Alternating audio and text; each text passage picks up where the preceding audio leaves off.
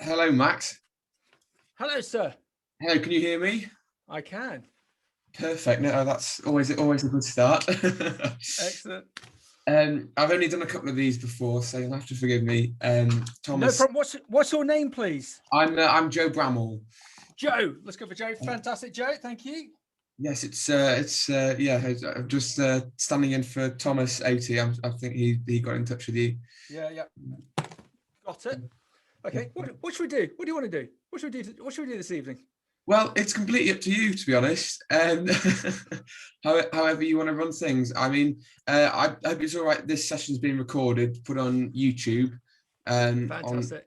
on the SU's channel, which I think people do take advantage of. Yep. Especially now the pubs are open at 7:30 on a Thursday night. But no, I mean, I'm happy for however you want to run this, really. Joe, what's the form? How many folk do you think will be on, or is it just you and I? Well, to be honest, it varies. There's about 20 people who've signed up to come this evening. Okay. And at the moment, I can't quite see. I don't know if you can see how many people are on. It's just you and I at the moment.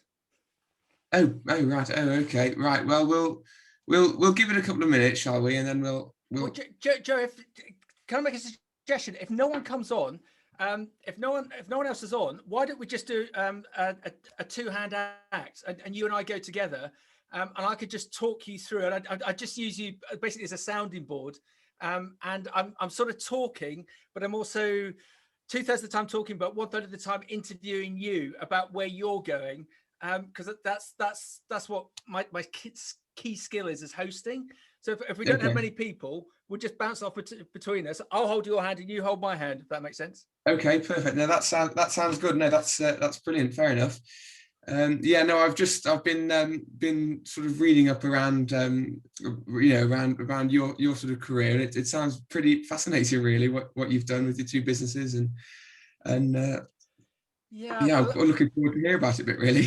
Yeah, no worries, and that's where I'm fairly unique because I'm ex Harper, best place in the world, and got this recruitment background, so I can, and there's nothing particularly rocket science about recruitment, but if you're not aware of the nuances, especially if you're just coming out of Harper, you don't understand what do we call this, the line traps to avoid.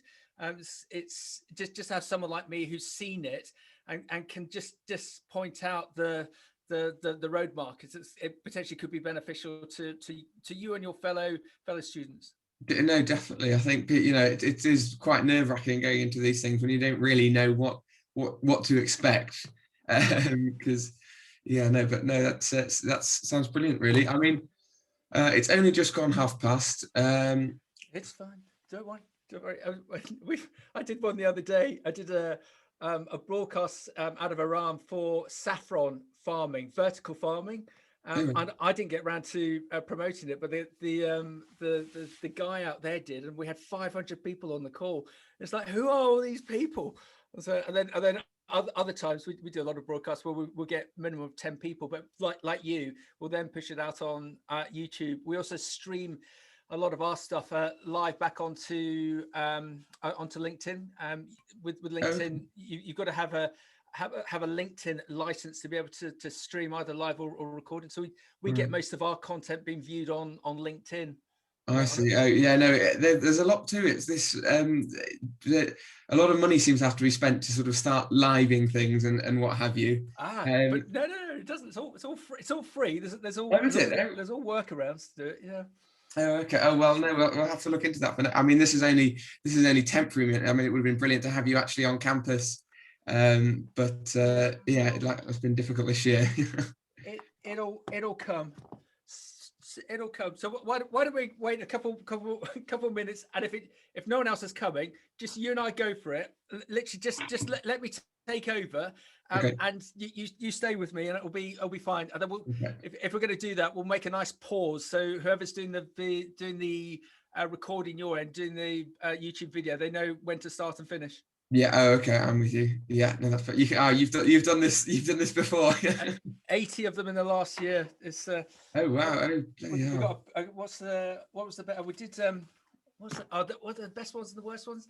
Best one was what we did. It's the International Year of Fruit and Veg, as organised by the United Nations, and we took 6 months to organise. But we got one of the main directors of the United Nations on, and that was brilliant. And it was a bit nerve wracking, but she was fantastic. We hosted a trade seminar end of last year for the British Apples and Pears Group, and we had 500 people on that one. And the big moment was Raymond Blanc is their ambassador, and he'd done a pre-record, and they'd given me the link. His PA given me the link. So halfway through, I was due to do this pre-record with him saying, apples are the most amazing thing in the world.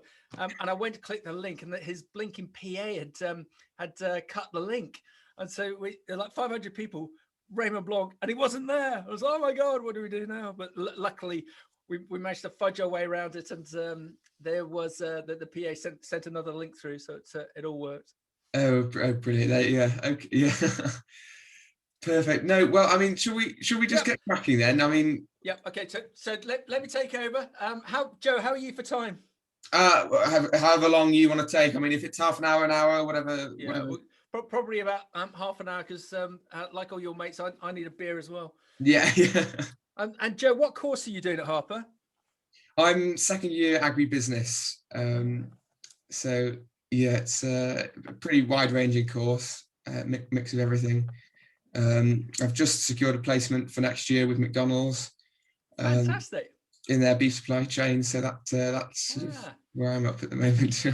Excellent. Right, come on, Joe, because we'll bring that in. Okay, let's just do a natural pause. Right, you ready? I do feel like I'm taking control. No, honestly, go for it. Let's go for it, Joe. We're going to really enjoy this. So whoever's doing this editing, thank you very much. You're an absolute star. Joe will buy you a beer, I'm sure. Right, here we go. Let's have a nice one. Hello, my name is Max MacGillivray from Red Fox and Beanstalk. Joe, it's an absolute pleasure to be on here today. Do you want to tell everyone what we're doing today? Yes, so I'm Joe Bramwell, so I'm second year agriz here, and we're delighted to have Max here to talk about his sort of his career so far, and talk a bit more about recruitment within the industry. So over to you, really, Max. Joe, fantastic. I've been so busy today because we've had a whole heap of new roles in, which is great. Where are we at the moment? We're just beginning of May. And at the top of the year, when we went into UK lockdown, recruitment's a real bellwether, a real litmus paper as to what's going on in the sector. And at the top of the year, when we went into lockdown, whatever it was, number 3, recruitment fell off a proverbial cliff.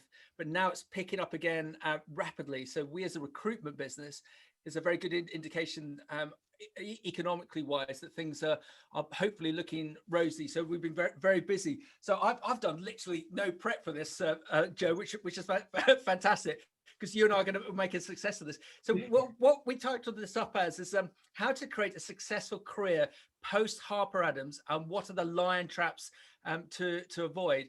So just to give a bit of background, Joe, you'd be very impressed with me. I even typed up my notes. So I'm an ex-Harper graduate, and I've created and run 2 companies, Red Fox Executive Selection and Beanstalk Global. So Red Fox works in partnership with leading agribusinesses and fresh produce companies in the UK and internationally to source them market-leading candidates across all disciplines. And Beanstalk is an initiative created to support, educate and promote the international fresh food sectors to help them thrive and grow faster. I'm just going to show off quickly.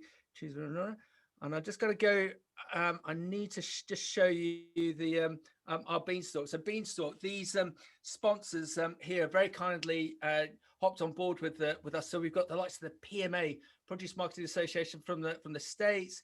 We got Global Women Fresh, an amazing group that promote diversity within fresh produce from field all the way to board level. Kizen Hub, an amazing data platform helping fresh produce businesses with data. We'll come on to that later. Blue Sky is an amazing business out of Ghana. Kantar, market leading data business.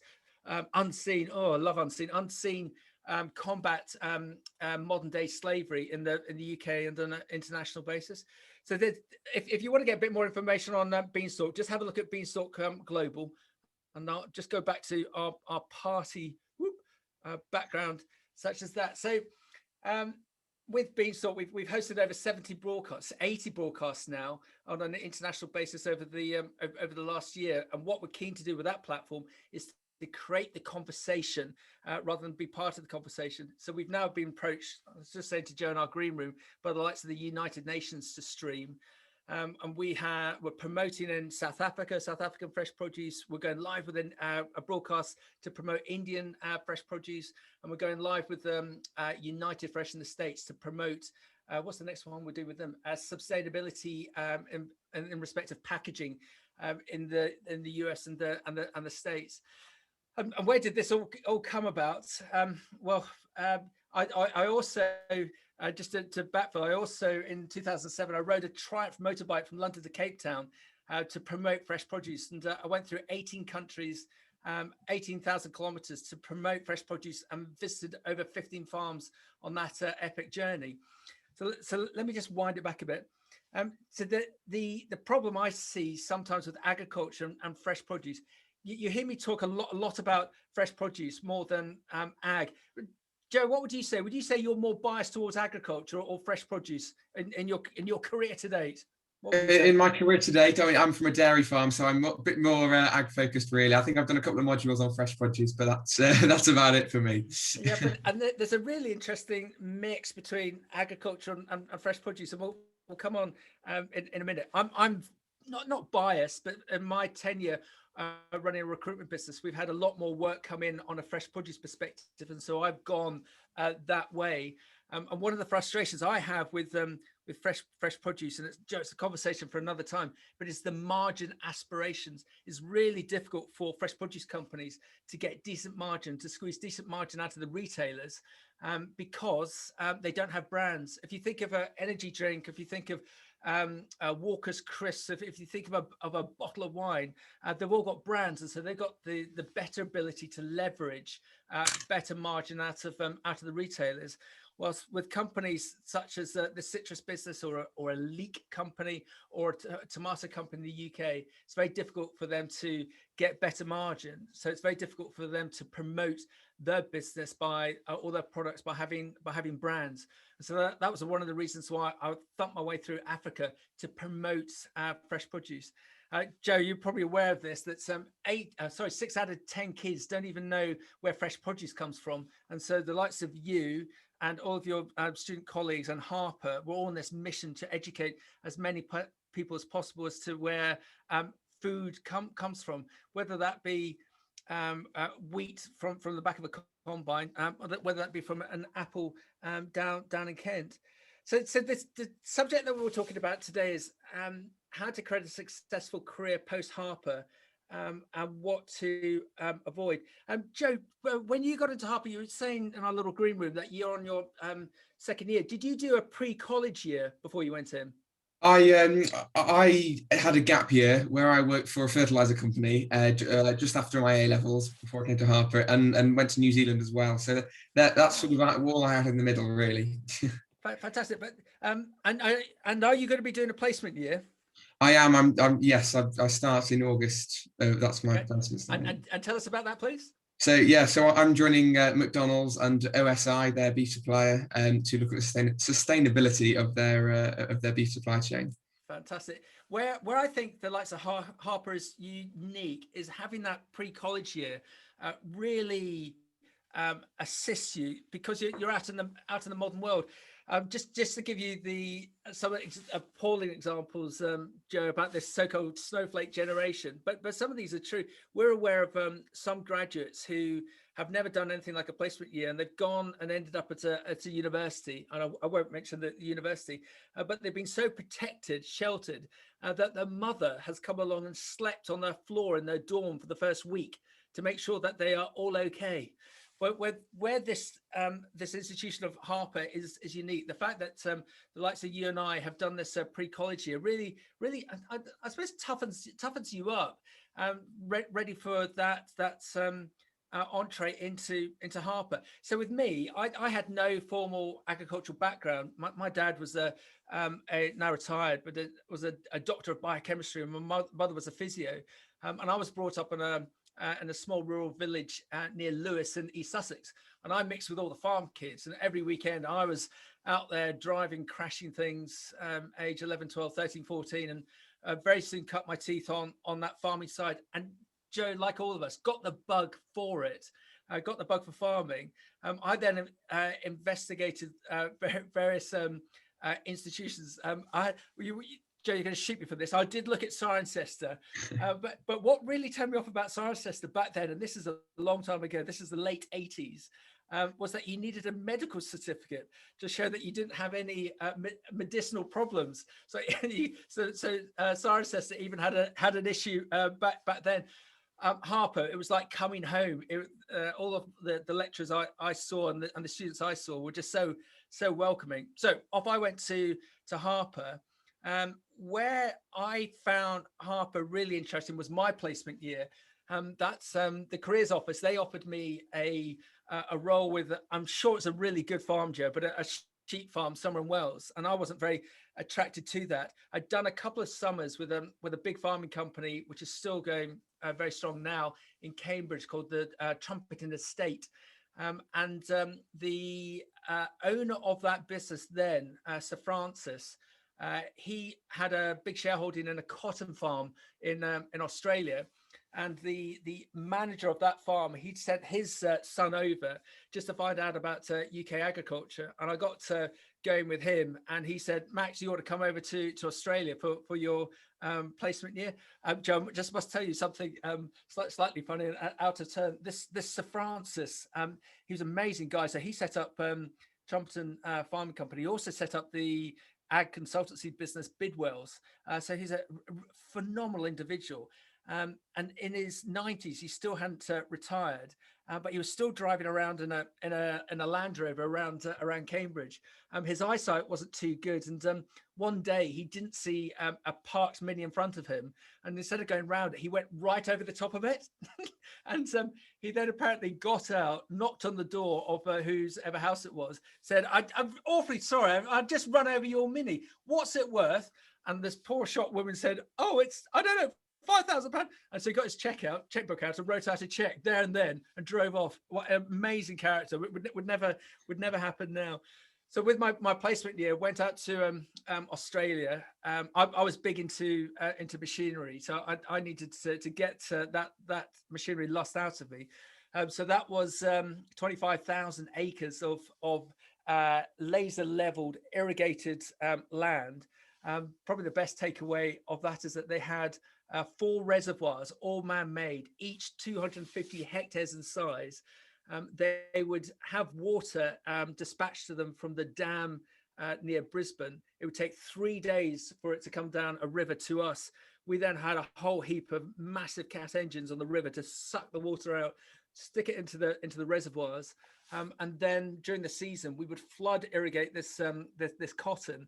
And oh my God, Joe, it's such a magnificent waste of resources and energy, because 45% of all the water that was sent down the dam and put into our reservoirs are all evaporated by the time we got anywhere near putting it on the crop. But for me, that year was fascinating. I learned a new culture, learned a new crop.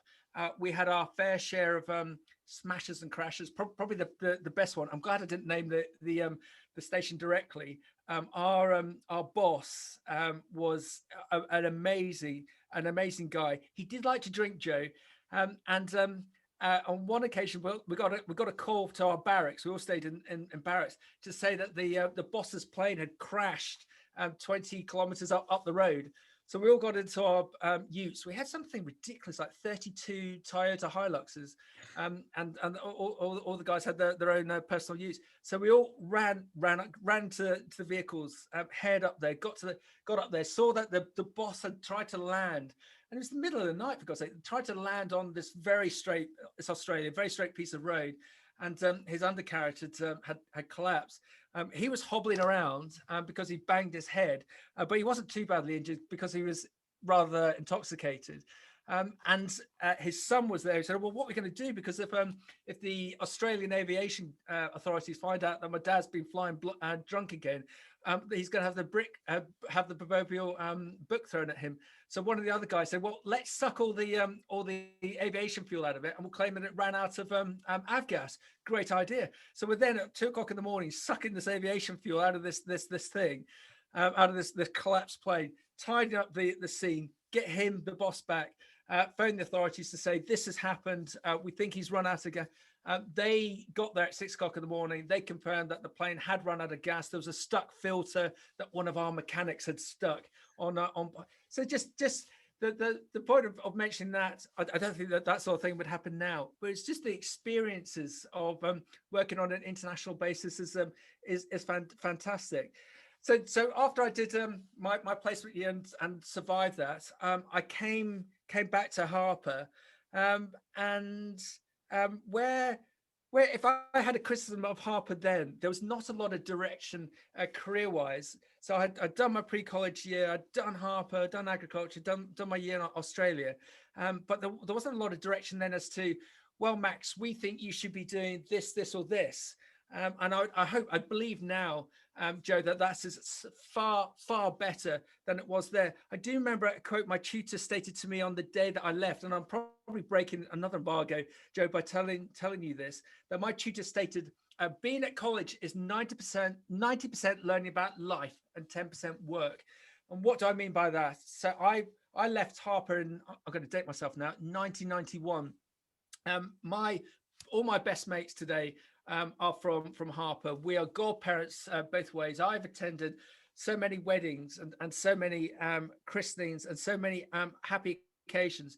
That brotherhood, Jeff, that's the right word, that friendship that you all will have, that you're all going through now, you won't, but don't ever lose it, because they will be your best friends. And the best thing, I think, is that I see some of these people, especially with the situation we're going through at the moment, perhaps once every 18 months, once every 2 years, but it's like it's like I met them yesterday. Again, you just pick up those relationships are so strong, Joe, and you'll know this as you go through life. But Jeff, it's okay. I'm just going to give you a bit of a health warning as well. And I was debating with myself as to whether I was going to tell you this. There was 65 people on my course. When I look back on the records, of those 65 people, 8 of them are dead. Okay, of those 8, the 6 of them are guys. I'm going to ask you, Joe, a bit of an odd question. What do you think those guys died of, Joe? That's a bit of a farm accidents or not, or I'll tell you. Yep, 4 of them died from car crashes, and 2 of the other guys died from disease, and the other ladies died from disease. Where we were particularly bad, and I would hope it'd be better now, was that we came out and we thought that we were invincible, and so a lot of those guys who unfortunately are no longer with us died in car accidents that could have easily been avoided. So I don't want to be too somber, but I also want to be quite serious that when you're coming out of Harper, you've got to look after yourself physically, but also you've just got to be so careful. Young men and cars, statistically, it's the biggest killer out there. But Joe, I would hope that'd be better now with the likes of black boxes if you're running around with them. But if you're just in any doubt that any of your mates have perhaps been drink driving, or perhaps aren't in a right state to be driving, just don't drive with them or stop them driving. And I don't want to sound, as I say, very, very somber, but there's one thing that really saddens me, that those 8 individuals are no longer with us because of perhaps things that could have been avoided. So let's move on. So after Harper, I was just coming out. We were just coming into one of the bigger recessions. But in a recession, in a world war, in a pandemic, people have got to do one or two things. They've got to eat and they've got to clean. So it's always been stated, if you're on the eating game or the cleaning game, you're always going to have a role to go into. So when I came out of Harper, I worked for the NFU initially as a group secretary in Chichester for 3 years. Great role, taught me a lot about sales. I then got into the grain trade, and I was a trader for a company called Banks Agriculture, which then morphed into Frontier. And then some 23 years ago, I got involved in recruitment. That I started working for a company that was involved within agriculture, predominantly, and I headed up their fresh produce desk for 3-4 years. And as is very typical with recruitment companies, I got a bit frustrated with that business, which no longer doesn't exist, and created my own company at Red Fox.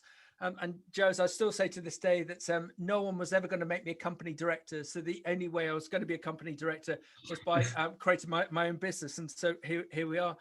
And Red Fox, just like any business, we've had lots of ups and lots of downs. And there's a real choice for people when they create their own business as to whether they want to take over the world or have a lifestyle business. And for myself, when I started our business, I was very keen to take over the world. But it's Joe, you'll all find this in business, that the best thing about running a business is employing people. The worst thing about running a business is employing people. It's just if you have got that mercurial ability to be a leader and to find the best people for you, for your business, and bring them with you and create that team. So what are some great examples? Say the likes of Amazon. What a fantastic business. I'll give you another one. Innocent Drinks in the UK. When Innocent Drinks were formed, their recruitment was so amazing. They were getting upwards of 3,000 applications a month of people who wanted to work with them just because of their brand. They managed to create this magic dust of people that want to work for them. It is so difficult to employ and to manage people. Just look at in politics at the moment. Look what's going on with Boris Johnson and Dominic Cummings. That those two individuals were so close on a political basis and on a work basis, and then the whole thing is fragmented. So you never. So within business, the only thing you can really do is predict change. So with our business, we're a very niche business now. We only have 6 people, and we're very selective as to who we work with. And we work with companies on a UK and international basis. And it's a lot easier now, Joe, than from when I first created the business, because we have the likes of social media that will come on to. So where I've been very privileged is that I've got the ability to perhaps look at people very quickly and see where I think they should go role wise, and where they're going to go career wise in the long term. Joe, I can already make a prediction about you as to where you're going. I'm not going to tell you now because you and I will keep in contact, but I can make an assumption, a very positive assumption, that I can see where you're heading just from a couple of snippets that you've given me. So let's get into a bit of detail as to this subject that we're actually talking about rather than me, how to create the successful career post Harper and the lion traps to avoid. Joe, I love asking you these questions, Joe. Who do you think is the worst candidate for an employer to try and bring into their business, and who do you think is the best candidate? What do you think, Joe?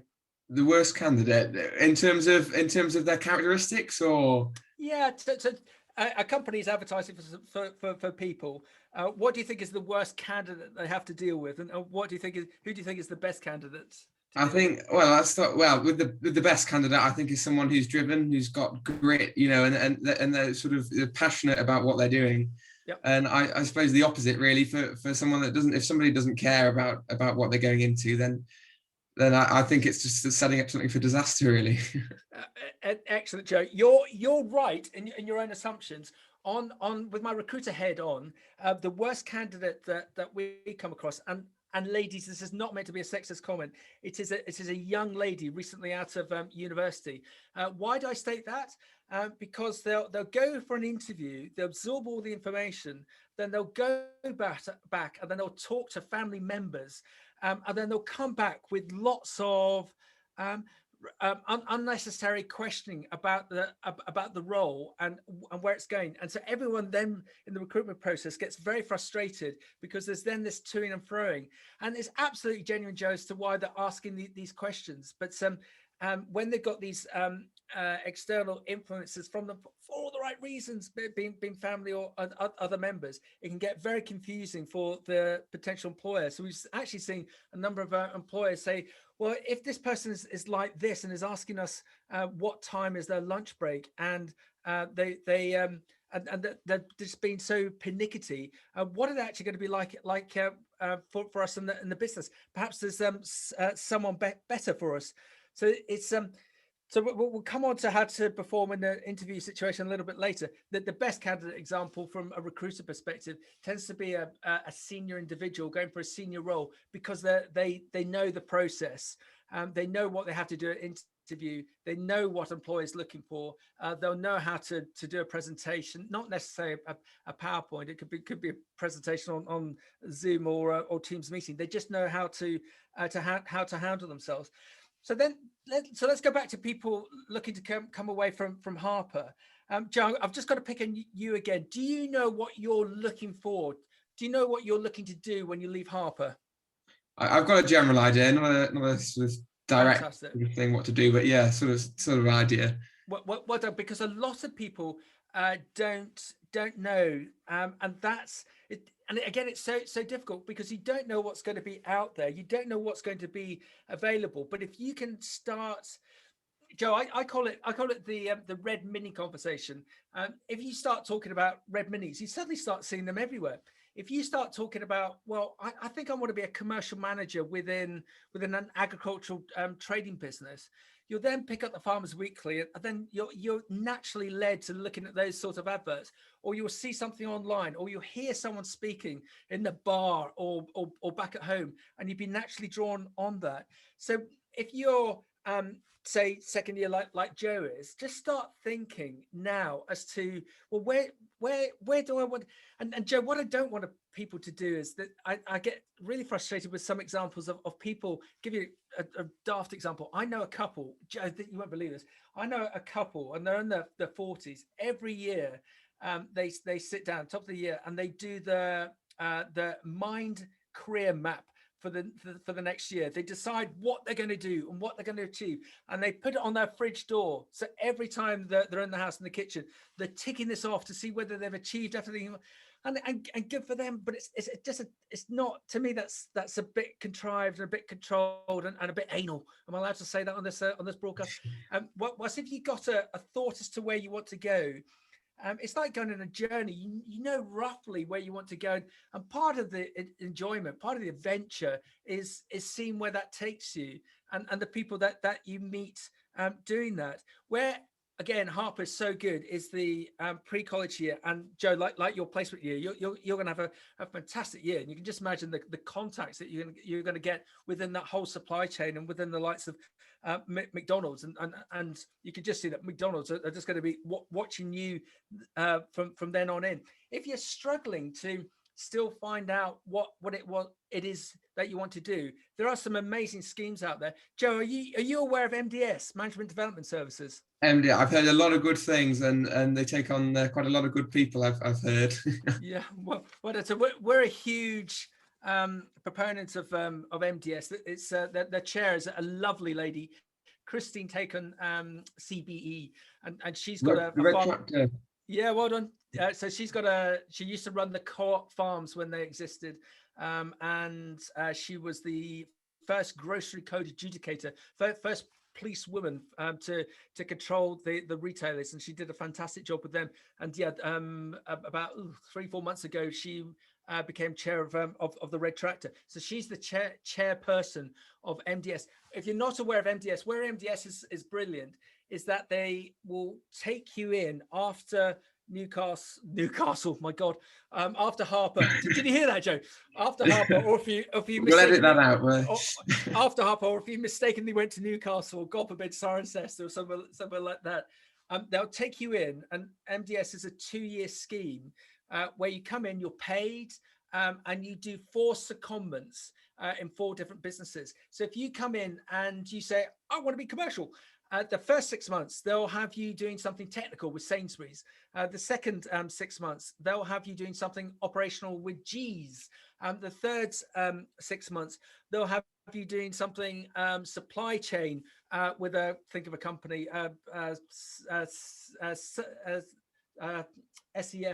Southern England Salads. And then the fourth secondment, they'll get you doing something commercial, like 6 months with DPS, Direct Produce Suppliers, one of the biggest suppliers of stone fruit into the UK. And during that 2 year period, you're constantly being trained. And where it's great at the end is that the bulk of those graduates from the NDS scheme, once they finish, they're snapped up by one of the 36 member organisations. So it's a bit self-fulfilling. That's you show your worth, and then you're taken in. So the only caveat with MDS, Joe, is, as you'd expect, they're looking for the cream of the crop to join them. So it might be for some, it might not be for all, but just to go through the recruitment process will be really good for you, because again, it will give you an understanding as to where you're looking to go. Coming back a bit, the placement year that you do at Harper, if you can, just like Joe's fantastic example, try and push yourself to get a really interesting placement year. Look at Joe's, look at mine in Australia. How does the saying go, Joe? Life begins at the end of your comfort zone. So don't, God forbid, go back to your home county with some mate's farm just because that's an easy choice, just so your mum can do your washing and all that malarkey. You've really got to push yourself. And it's actually, Joe, something I was going to come into at the end of our chat. But there's one element that Harper have picked up on that I think that they're a bit worried about, is that a lack of international ambition from students. There's so many opportunities on a global basis within agribusiness and fresh produce, especially on the back of the pandemic. There's so many funds now investing in ag and fresh produce, because if you eat this and exercise well, it's a very good cure for not getting something horrible like a pandemic. So the excitement and the rush and the investment coming into agribusiness and fresh produce is phenomenal. Britain is brilliant, but we're a tiny island with 72 million people. If you contacted me, I can get you placement work in South America, South Africa, America, Australasia, China. Would you not like to spend a year up there? Joe, you've been traveling to the likes of New Zealand.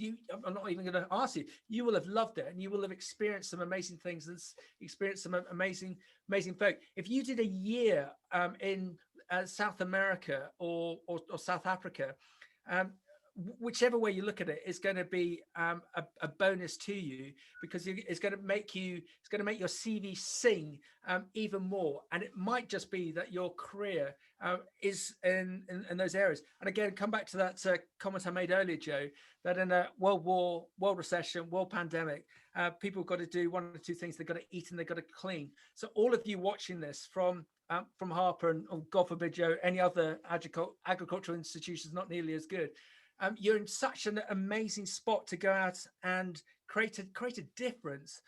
So don't just be locked into looking at the UK. There's some amazing opportunities on an international basis. So what's my next piece of advice on this?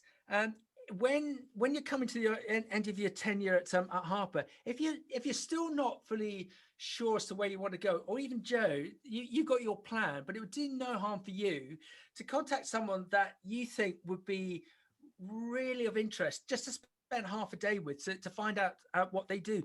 Everyone within this sector is very welcoming and very charitable. You'll hear me say this time and time again: don't ask, don't get, don't be shy.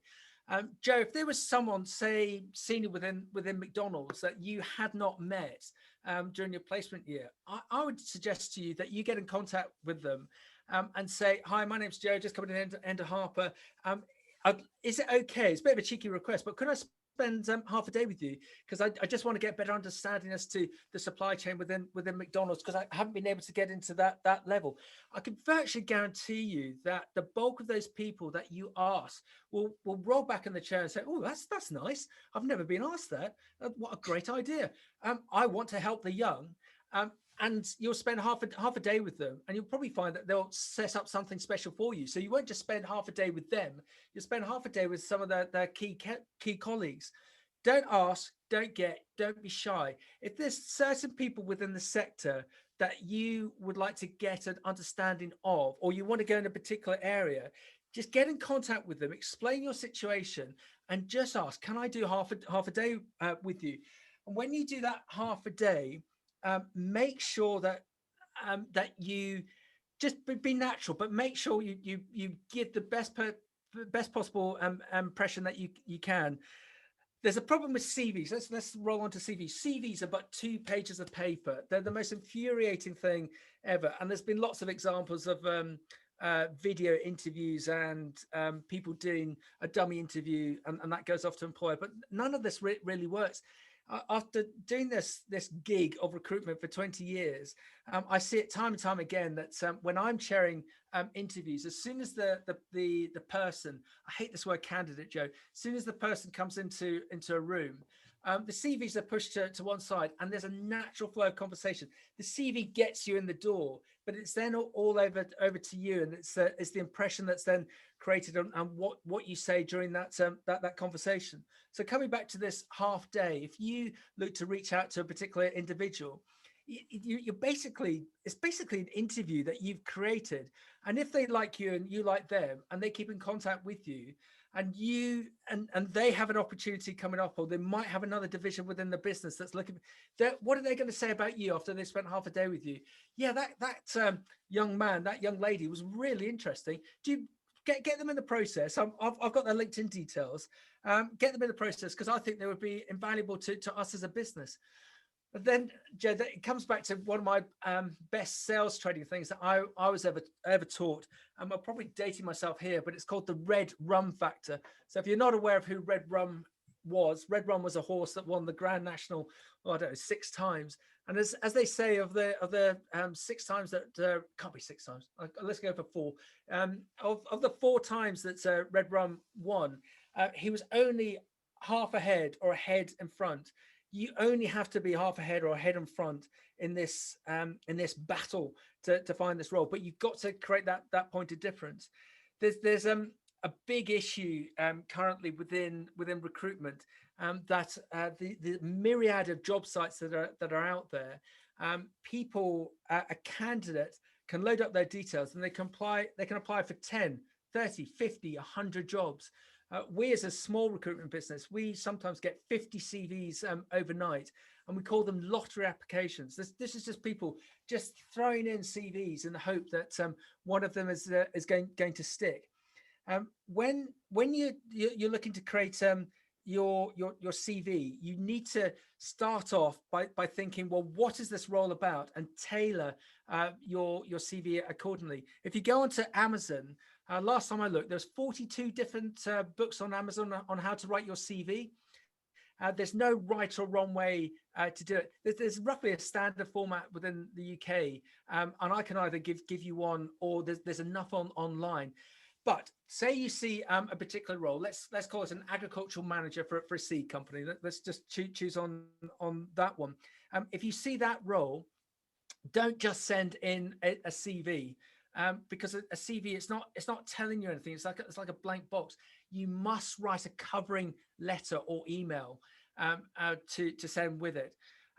So if it's got the hiring manager's name on there, let's call it Brian Adams. Hello, Brian. My name is Max. I've recently seen your advert posted for an agricultural sales manager. Please find attach my CV. I believe I can bring the following key attributes to the role, and give them 8 to 10 bullet points as to why they should look at the CV and look at you.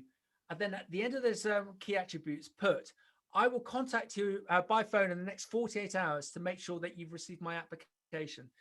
So going back to Brian Adams, this resourcing manager, worst case, he's received 40 CVs. And these people do not read these CVs top to bottom. They're literally scanning the first 20% of them. Hardly anyone puts a covering email. If you put in a covering email and it is addressed to him and it's stating what the role is, and you've got your 8 to 10 key attributes, focus on that particular position, it's going to get his eyes lit up from the get-go. When he turns over the page and sees the CV, the next thing that they look for is the personal summary. So make sure that personal summary is attributable to the role, and then they'll get into the rest of the detail. It is quite difficult for a recent graduate because you don't have a work history. So the first thing that you will naturally put up is your educational background within Harper. And so don't be shy, be proud of what you've achieved at Harper. Even you don't have to have won the best scholar prize. Even if it is stating that you have achieved everything that you wanted to achieve within Harper, and that you're now looking for a progressive career. Just make sure that's in the statement. Make sure that's in the details of your CV layout. And this points again, Joe, about phoning. You must phone them. Going back to my lottery applications, we have a rule of thumb within our business. Those candidates, I hate that word, those candidates that phone are by far the better people. You just know that they've got the tenacity. Joe, what's this, Joe? A landline. Yeah. If you use this correctly, money comes out of it. If you use this correctly, jobs come out of it. So do not be shy. Send that covering email, send that CV, and phone Brian Adams up to say, hello, my name's Max. Brian, I sent through my CV a couple of days ago, just making sure that you got it. And hopefully they'll say, yeah, actually, Max, I did get your CV. A very nice covering letter. Oh, what's on the phone? Have you got time for a quick chat? Oh, yes, Brian, I'd love to. And then you started to engage with them. They can hear you. They can hear your tone.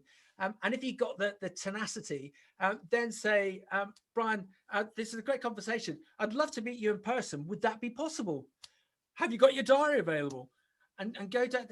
So when you apply, just have tenacity, be persistent, because 99% of all other people aren't. So you just got to ask a little bit more before to get that success. So let's work on the basis, Joe, that you've gained that positive thumbs up from Brian. Research the company prior to interview. You're so lucky in comparison to our day because it's all online. But don't just look at the website. LinkedIn, we'll come on to a little bit further. LinkedIn, have a look at all the key individuals that are there. Note them all down. Company's House. You can go onto a website called Company Check, and you can look at Brian Adams' business and just get a general feeling of the finances and who the key directors are.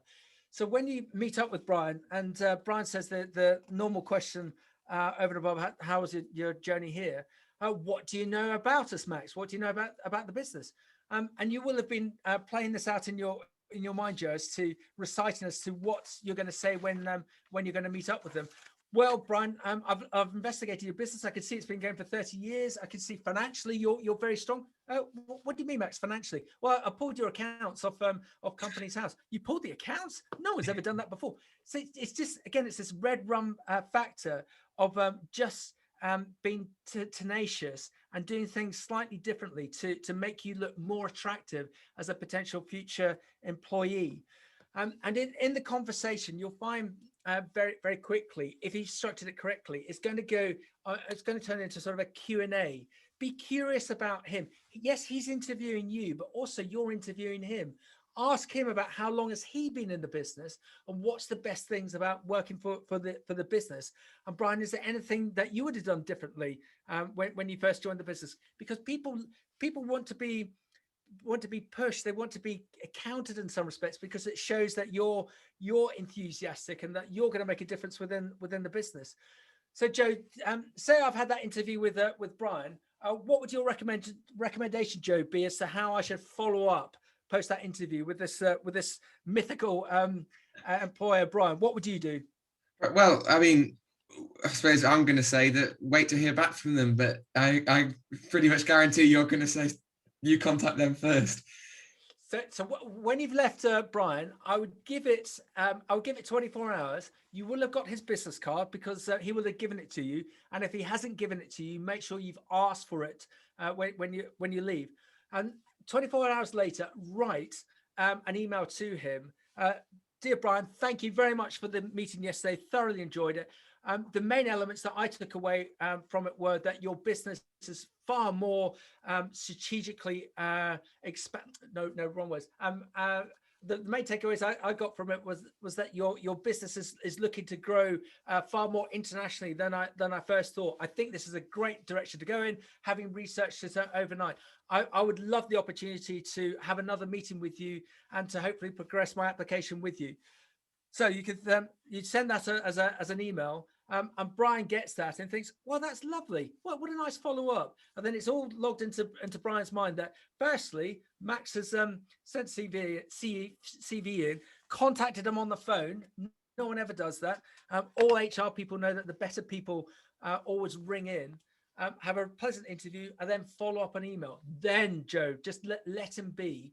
And if you don't hear anything back after 5 days, contact them again. But then it's sort of in the lap of the gods as to what's going to happen then. You've done as much as you can to try and get it where it wants to go. But let's just keep going with this, Joe. Say that Brian is very positive and wants to bring you on board. And he phones you up, Max. You've made a brilliant first impression. We want to bring you in as ag manager. I'm going to send you over the offer details. Any questions on the back of that, come straight back to me. So Joe, great. We're in this great place now, Joe. We're going to be offered this role with this brilliant business with this Brian Adams. We have pinged in the offer letter. Joe, what do we do now? Well, this is where I don't really know where to go next. You know, I've only ever seen 2 offer letters in my life, so I don't really know what you're looking for really when you're looking at them and. Yeah. Okay. So a lot of this is going to be on gut feel. So it's sort of down to the money element. You can speak to the likes of me, and we won't do it on camera now, but as to what is the norm for a graduate in the marketplace. It is slightly to all of your advantage, Joe. Just going to talk to everyone because there's a shortage of very good people out there, and clients are really keen to grow their own. In some respects, it's cheaper and better and more progressive to bring young Max in, not me, obviously, young Max in, and to put training investment in them to bring them up and hopefully bring them up quickly, rather than bringing in a old sod like me who's going to cost them a huge amount of money and might actually not be very, very proactive. So they want you, but they're also potentially going to shock you in that it might be a little bit of a test and it might not. Joe, I'll just give you a really bad example. When I was at Harper, there was a big agricultural business, and I won't name them, but they got given an interview room, an office, someone's office at Harper to interview 20 odd people. And there was 2 of them. They had a desk, they had 2 chairs. And do you know what they did, Joe? The chair that the candidate was meant to sit in, they hid in that office. So candidate number 1 would come in and they would shake their hands, and Joe and Mike from our company would sit down, and there was no chair for the candidate to sit on. And they were just being cruel to see how that individual would react as to whether they would say, oh, sorry, just going to go get a chair, or stand there like a lemon, or burst into tears. And that sort of thing, that's it's quite entertaining now, but it's a prehistoric thing to do. And to me, it's not appropriate. It could be that if you're doing a commercial role, one thing that you're going to have to do is you're going to have to negotiate. And by crikey, everyone, there's enough courses out there. My sons, 13 and 15, are all over TikTok looking at ways to negotiate for the stuff that they do. So there's basic skills sets out there that you can learn very quickly online, or come to me. When you get that offer letter and a figure has been nominated, you'll know, Joe, straight away as to whether that's the figure that you're happy with. So say it is, fantastic, great, you're away. Sign it off. Your parents are going to be happy to finally get rid of you and go down the pub with your mates. If it's not the figure that you want, what do we do now? well, we're going to do something about this. We're going to be brave. We're not going to be emotional. We were brave phoning up Brian in the first place. We were brave at the interview, and we were brave following up again. Really want to be with this business, but we're a bit shy. And there's going to be other companies out there. If unfortunately Brian doesn't want to take me on, ding, ding, ding, or email. Again, it's your call. Brian got the offer letter. It looks fantastic. It's just one thing. I think we're a bit shy on the money here. I think I can bring a lot to you. I believe I really want to put my life and soul into this, but just for living expenses and having to relocate, you've offered this. I can't do. I'm happy to join you if you could offer that. If we could do that, that'd be fantastic. And he's going to do a couple of things. He's either going to say no, take it or leave it. And then it's your call as to whether you if you've got a walk away figure. Walk away. There will be other things out there. I'd be very surprised if they did that, because it could be a little bit of a test. If he says, okay, it's I understand your reasoning, let's do that.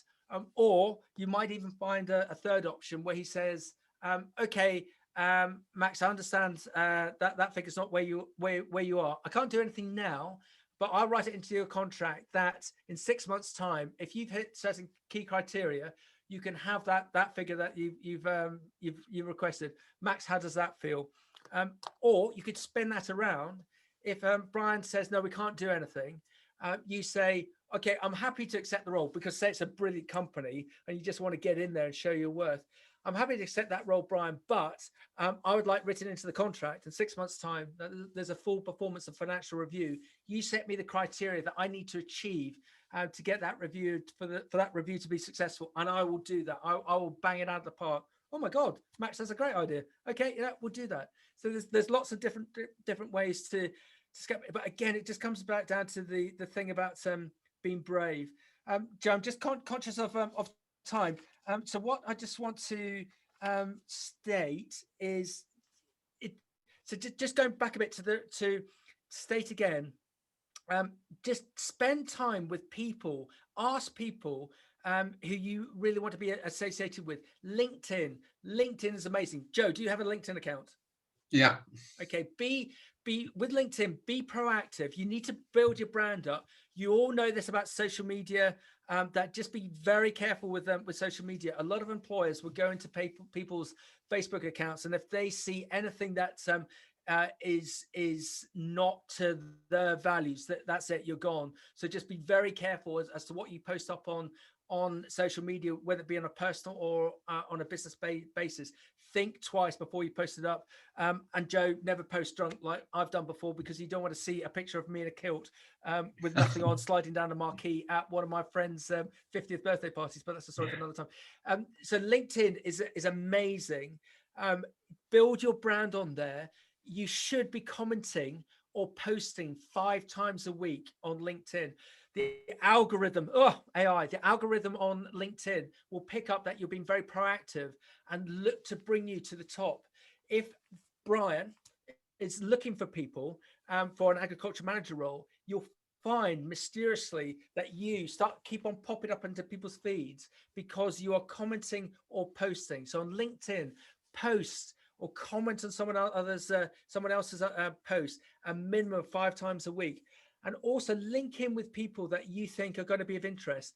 And if you know how LinkedIn works, you can either just send a banal invite, but actually take the time out and link in. Hello, Brian, saw your profile, love your business, really respect your business, sort of business I'd like to work for one day. Hope it's okay to link in with you. Oh, that's nice. I'll accept that invite from Max and Joe, and then you're away. And go back to that interview scenario. LinkedIn is so good for researching the people within the business to get a better understanding of them. So let's talk about the jobs market. It's a fascinating sector. We are seeing 3 key new roles that are coming through. Diversity. Legal & General, largest pension fund in the UK, have stated to the 100 biggest businesses that they invest in, that if by the end of 2022, if they don't have a diverse board, those 100 companies, Legal and General are going to pull all the funding from them. So there's a big drive for women in business. So if you are a lady at Harper, you are, Joe, what's the right expression? It's not that it's skewed in your favor, because you're still going to show your ability, but there's more opportunities for women in business than there ever were before. Sustainability, we were talking about it earlier, Joe, and the green room. There's now no end of new roles coming up about sustainability. Joe, I won't ask you to define what sustainability is, because it's a bit of a mishmash, but so many companies are now, larger companies are now looking to source sustainability managers, and there's a great opportunity there. We're all looking to make a difference. We're all looking to shop better. We're all looking to recycle. We're all looking to use EV cars. There's a whole drive towards sustainability. So going back to my Red Mini conversation, Joe, if you like this whole area of sustainability, it's just a sector that's just starting out. That's going to get bigger and bigger. Digital marketing. There's such a drive now for key businesses within ag and fresh produce to source digital managers so that they can create a direct route to market. Think how Amazon was formed. Amazon is completely direct to the consumer by the digital marketing that they have created. And then the other bit is ag tech. Oh my good grief! I did a podcast yesterday with a world expert on ag tech, and as he stated, ag tech today is where PC computing was in the early 80s. There's so much to go for within ag tech. We're just scratching the surface. So there's going to be so many opportunities within ag tech. Whether it's just across the board, Joe, commercial, operational, technical, sustainability, digital marketing. There's so many roles to go at, and again, it comes back to this international side. Just to shock you, scare you, impress you with some figures. If you look at a business in the States called Aero Farms, have just gone out and got city investment. They've done a novel approach called SPAC funding. Just look it up, you'll see what it means. They've gained $1 billion US for their vertical farming operation. Vertical farming is on the up. It's a conversation for another time as to whether it's sustainable for the long term. But they are desperate for people across the board. So, Joe, just conscious of the time that I've nearly taken an hour up of your time. So where are we? What's the highlights? Create your own luck. I've given you some snippets. Just don't sit there thinking that the world's going to come to you. Life begins at the end of your comfort zone. Go out there, knock on those doors, use this thing. Joe, what's this again? The landline. What comes out of it if you use money it properly? And jobs. There's this lack of international ambition from Harper. Just to be direct about it, guys, there's a bloody amazing world going out there. This pandemic, it's the timing for you guys coming out of Harper. Fingers crossed as all the jabs and things come through. There's going to be such a business economic rise, and there's going to be such a drive towards agriculture and fresh produce. You're going to have so many areas to go at. Yes, within the UK, but also internationally. It is such a small world. If you're not going to lose contact with anyone, as we all know, you can contact anyone via all the social media platforms. Compared when I was in Australia and I was just getting letters once a quarter. So don't be afraid of going on an international basis. There's so many opportunities. Mentor, find a mentor, find someone and not a family member, someone within the agricultural sector, and ideally again not someone from Harper, not a tutor. They've done a great job. They want to get rid of you, Joe. They've got to move on to the next one. There's enough people out there who would adopt you and look to help you and steer you, and we're only talking half an hour a month, just a light touch, just to see how you are, where you're going, to help you with any big things like a job offer like we were talking about, or perhaps you got an issue at work, or perhaps you got a business conundrum that you don't know how to handle and you don't want to show yourself up in front of your colleagues or your bosses. Those mentors are fantastic. Again, as the example, Joe, I gave you about spending half a day with someone, don't be shy about asking for someone to be your mentor. Training and development. Joe, I could just tell that when you finished Harper, you're going to carry on getting developed. The better companies are those that train and invest in their people. They see far better profitability and train and turnover. But be prepared to invest in yourself, whether that be basis, whether that be facts, whether that be an MBA, e-learning. Oh my God, you've got it all there. You don't have to do an MBA. If you just want to do say the digital marketing element of an MBA, it's out there available for you, and you can do that in a pie-sized amount. We talked about applying for roles. The best roles come to you. Again, that example of spending half a day with someone and building your network, build your brand. Social media is such a unique platform, but use it wisely. So I think my takeaway from all of this, Joe, is don't ask, don't get, don't be shy. There's an amazing world for everyone from Harper in the sector of ag and fresh food. There are so many opportunities. It's sort of going to be swamped by which direction to go in. And again, that comes back to you as to where do you want to go, and trying to make that choice. And you'll make that choice by talking to lots of people and then going for it and go on that journey, Joe, you and your fellow students, and just see where it takes you and enjoy it. Well, there we go, Joe. Perfect. No, honestly, well, thank you so much, Max. That was a brilliant insight, really. And I think we're all at that stage where there's so many things on offer. It's great to sort of home back into what actually matters. I think one thing you said, life starts when you get out of your comfort zone. I really like that. So, well, and Joe, where I saw that was I was in a kitchen in Morocco of a very big grape grower.